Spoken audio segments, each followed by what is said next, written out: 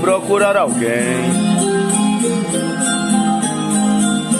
um amor que eu perdi em outro mundo. Talvez alguém possa até rir da minha imagem, mas eu acho que não é normal alguém passar mais de um mês sonhando.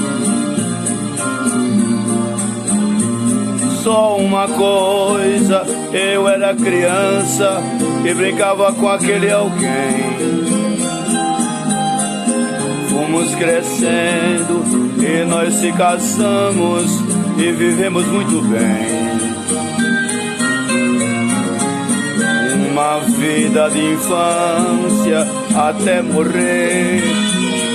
Ela disse para mim, o planeta estava bem próximo para explodir. Era o planeta, o nome era o planeta nosso, o planeta do amor. Se abraçou comigo e disse, um dia vamos se encontrar. Ali transmissão, Luiz Salvador era meu nome. Lá no outro planeta, em cima, nas estrelas. Então, a primeira visão foi luzes passando por minhas estrelas.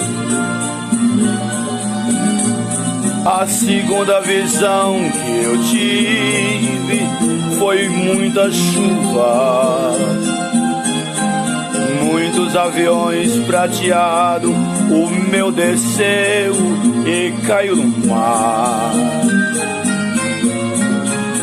Eu pensei que iria morrer.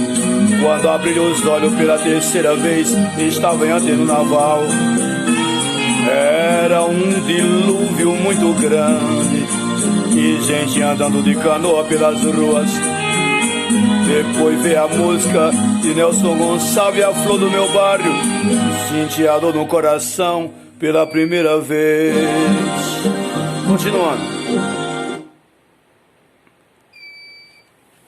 Isso é a minha história.